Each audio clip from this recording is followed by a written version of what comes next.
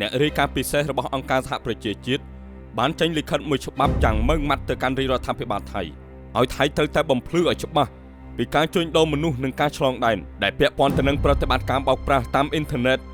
នៅក្នុងតំបន់អាស៊ីអាគ្នេយ៍នេះគឺបង្ហាញឲ្យឃើញពីការព្រួយបារម្ភនៅក្នុងតំបន់ដែលឡែកងាកមកមើលប្រទេសថៃឯនេះវិញហាក់បង្ហាញពីភាពត្រឹមត្រូវរបស់ខ្លួនដោយបានលាបពណ៌ប្រទេសកម្ពុជាថាជាជ្រុងនៃមជ្ឈមណ្ឌលអក្រិតកម្មឆោបោកតែធៀបពិតប្រទេសខ្លួនឯងទៅវិញទីគឺជាផ្នែកមួយនៃការប្រព្រឹត្តអំពើអក្រិតកម្មឆោបោកហើយបើជាព្យាយាមព្រោះពឺដាក់កម្ពុជាទាំងដែលខ្លួនត្រូវបានពិភពលោកមើលឃើញថាជាបណ្ដំនៃអក្រិតកម្មជនឆោបោកគណៈមហាជនមើលឃើញថានេះគ្រាន់តែជាការបង្វែរស្ថានភាពដែលគួរឲ្យចាប់អារម្មណ៍របស់អន្តរជាតិពីការឈ្លានពានទឹកដីរបស់កម្ពុជាតែប៉ុណ្ណោះនៅចាំបានថាកាលពីថ្ងៃទី10ខែមីនាឆ្នាំ2025លិខិតផ្លូវការពីអ្នករាយការណ៍ពិសេសរបស់អង្គការសហប្រជាជាតិស្ដីពីទម្រង់បែបបទនៃរបបទាសភាពនិងស្ដីពីការជួញដូរមនុស្សដោយផ្ដោតលើស្ត្រីនិងកុមារត្រូវបានបញ្ជូនទៅកាន់រាជធានីបាងកកលិខិតនោះបានបង្ហាញពីការព្រួយបារម្ភយ៉ាងធ្ងន់ធ្ងរលើការស៊ើបអង្កេតសម្ងាត់អំពីមនុស្សជុំវិញពិភពលោករួមទាំងទ្វីបអាស៊ីបូព៌ាអាស៊ីខាងត្បូងអាហ្វ្រិកបស្ចិមបូព៌ាអាមេរិកខាងជើងនិងអាមេរិកខាងត្បូងដែលត្រូវបានគេលបងបោកប្រាស់និងបង្ខំឲ្យធ្វើការនៅក្នុងមជ្ឈមណ្ឌលបោកប្រាស់តាមអ៊ីនធឺណិតទំនើបជុំវិញការបោកប្រាស់ទាំងនោះអង្គការសហប្រជាជាតិបានចោទប្រកាន់ថាពួកគេបានកេងប្រវ័ញ្ចជនរងគ្រោះតាមរយៈសកម្មភាពឧក្រិដ្ឋកម្មបង្ខិតបង្ខំដូចជាការក្លែងបន្លំហិរញ្ញវត្ថុការក្លែងបន្លំសមាជិកភាពការវិនិយោគលើទ្រព្យសម្បត្តិ Digital คล้ายៗនិងលេងល្បែងស៊ីសងខុសច្បាប់ជនរងគ្រោះបានរាយការណ៍ថា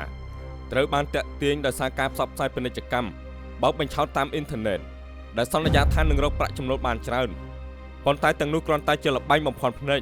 និងបោកប្រាស់តែប៉ុណ្ណោះជនរងគ្រោះត្រូវបានគេរំលោភបំពានលើរូបរាងកាយការបៀតបៀនផ្លូវភេទនិងការបង្ខំឲ្យធ្វើការលើសកម្រិតដោយទទួលបានប្រាក់កម្រៃតិចតួចឬគ្មានសោះ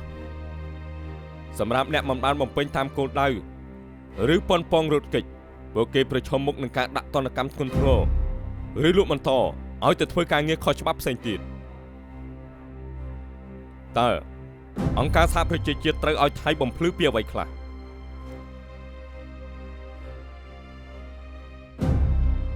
នៅក្នុងលិខិតរបស់ UN បានចង្អុលទៅកាន់ទូនាទីសំខាន់របស់ប្រទេសថៃក្នុងនាមជាកន្លែងឆ្លងកាត់សម្រាប់ជនរងគ្រោះនានាដែលនាំចូលទៅកាន់មជ្ឈមណ្ឌលបោកប្រាស់តាមអនឡាញនៅឯប្រទេសជិតខាងជាពិសេសនៅតំបន់ព្រំដែនជាមួយនឹងរដ្ឋការ៉េននៃប្រទេសមីយ៉ាន់ម៉ាអ្វីដែលគួរឲ្យចាប់អារម្មណ៍នោះគឺប្រតិបត្តិការទាំងអស់នេះមួយចំនួនត្រូវដឹងថាពឹងផ្អែកលើធនធានពីខាងថៃរួមមានទាំងធម្មពលទូរគមនាគមន៍បណ្ដាញហិរញ្ញវត្ថុជាដើមនៅក្នុងលិខិតរបស់អង្គការសហប្រជាជាតិ UN បានទាមទារឲ្យទីក្រុងបាងកកផ្ដល់ការបកស្រាយលម្អិតនៅសំណួរមួយចំនួនរួមមានដូចជាគោលជំហររបស់រដ្ឋាភិបាលថៃជំវិញការចាប់ប្រកាន់ផ្សេងៗអំពីបញ្ហាជួញដូរមនុស្សនិងឧក្រិដ្ឋកម្មឆបោកតាមអនឡាញចំណាត់ការទ្វេភាគីពហុភាគីបញ្ហាប្រឈមនៅក្នុងការកំណត់អត្តសញ្ញាណជនរងគ្រោះគោលការណ៍មិនដាក់ទណ្ឌកម្មលើជនរងគ្រោះការផ្ដល់ការគាំទ្រនិងការមើលថែជនរងគ្រោះការទប់ស្កាត់កុំឲ្យប្រើប្រាស់ធនធានក្នុងផ្លូវខុសចំណាត់ការឆ្លើយតបថ្នាក់តំបន់និងថ្នាក់ជាតិនិងការការពារសាធារណជនកុំឲ្យក្លាយទៅជាជនរងគ្រោះគួរបញ្ជាក់ផងដែរថា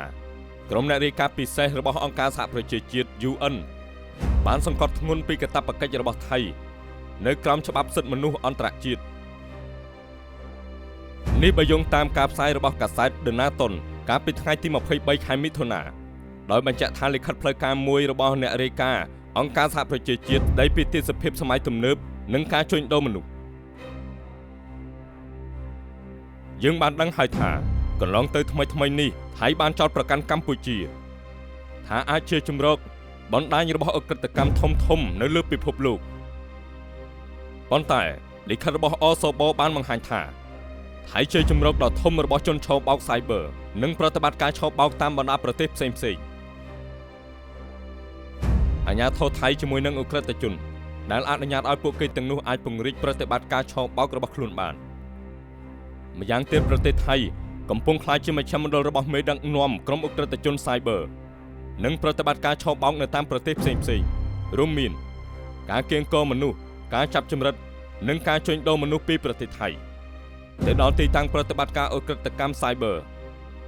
ដោយជាករណីពាក់ព័ន្ធទៅនឹងតារាសម្ដែងចិនឈ្មោះវ៉ាងស៊ីងត្រូវបានជន់ឆោបបោកជួញដូរពីអាកាសយានដ្ឋានសុវណ្ណភូមិទៅកាន់ទីតាំងប្រតិបត្តិការអ ுக ្រិតកម្ម Cyber ដែលនាំឲ្យមានការធ្លាក់ចុះយ៉ាងខ្លាំងនៃទេសចររបស់ចិនរបាយការណ៍ទាំងនេះគួរបញ្ជាក់ថាប្រទេសថៃគឺជាប្រភពក្នុងការផ្ដល់មធ្យោបាយឲ្យពួកអ ுக ្រិតកម្ម Cyber ធ្វើប្រតិបត្តិការឆោបបោកនិងឆ្លងកាត់ទៅកាន់បណ្ដាប្រទេសផ្សេងៗទៀតនៅក្នុងតំបន់